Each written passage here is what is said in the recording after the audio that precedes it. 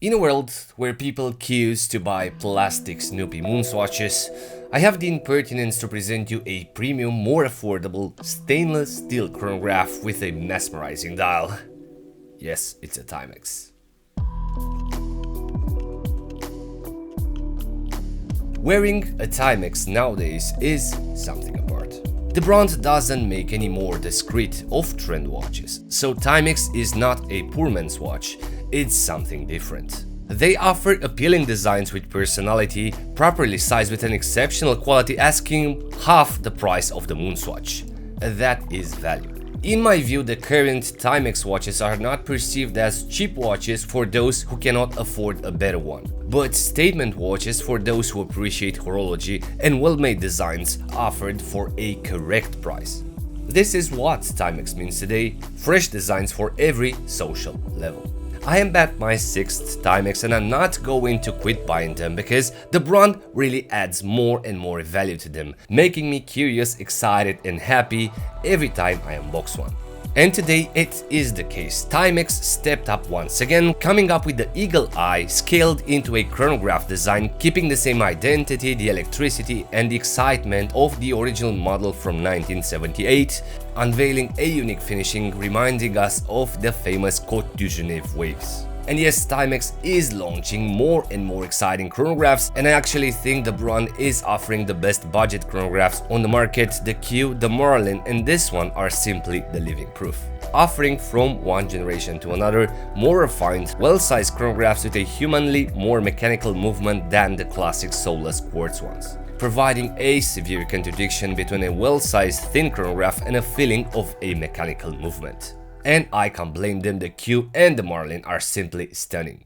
As I was mentioning, this unusual chronograph is a reissue after the original Eagle Eye from 78, and it is the exact representation of the watches of the period, with unusual tonneau cases with a Côte du Genève dial and a day date. A lot of brands following similar guidelines back in the days. The Côte du Genève, aka the Geneva stripes, are usually known for decorating Swiss movements, especially the rotors, hence the Geneva name. And there were brands in that period applying such finishings on the dial to create interesting and appealing decorations, offering also diamond crystals like the Q Degradé or the Seiko Vanna.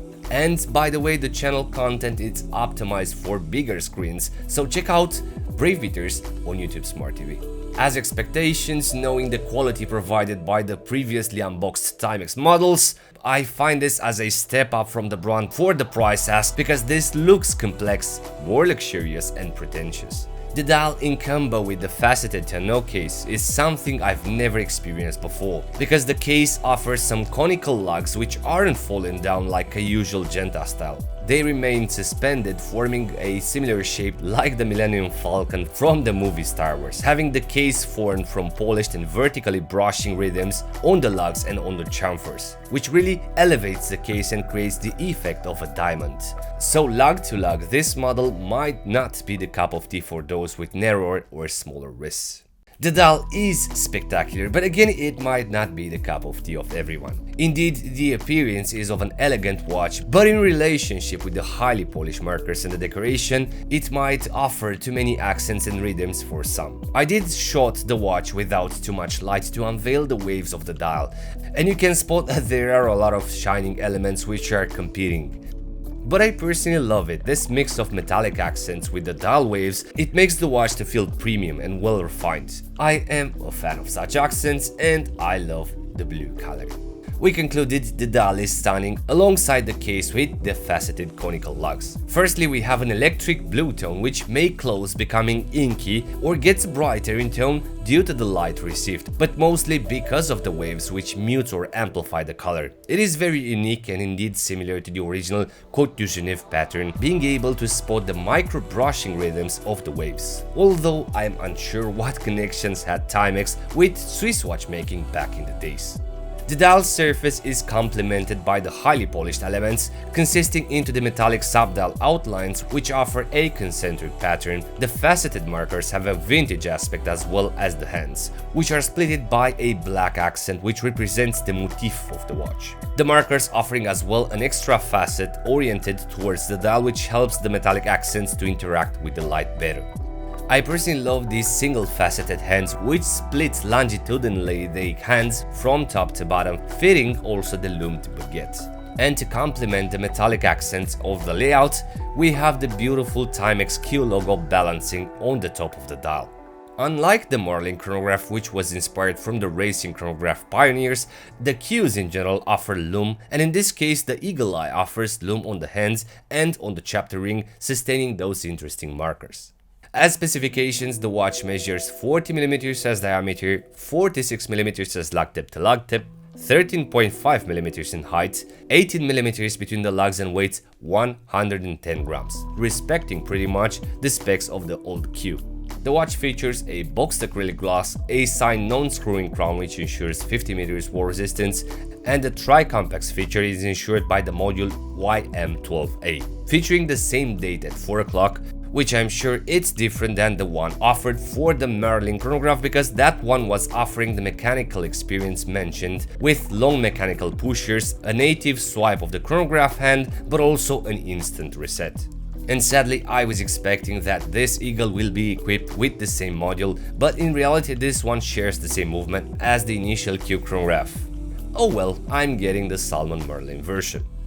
As price, this watch costs $219, but if you subscribe to their newsletter, you'll receive a coupon of extra 15% off, which is pretty convenient.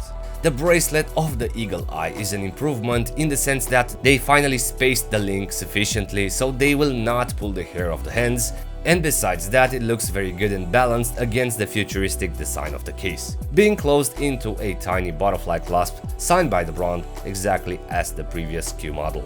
And as comfort and looks, the case offers a bit of presence. 40 by 46 on a tonneau shape is pretty generous, especially with the covered ends of the suspended lugs. But overall, and as well as the Q chronograph or the Marlin, Timex really makes comfortable watches. This one sits buried on the wrist surface and the overall appearance is of a thin watch on the wrist. But most important, it feels premium and appealing, a conversation starter for sure. I actually think Timex should be more confident and offer more brighter colors for their chronographs. I think the Eagle Eye can work on pink or salmon, red, orange to offer a bit of quirkiness to their vintage inspired creations.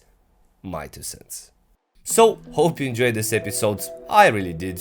With the usual curiosity, what do you think about this Q Eagle Eye? Please let me know in the comments below. And as usual, if you're new around, please consider subscribing for future episodes. Thank you very much. Thanks for watching, and until next time, be brave and stay safe.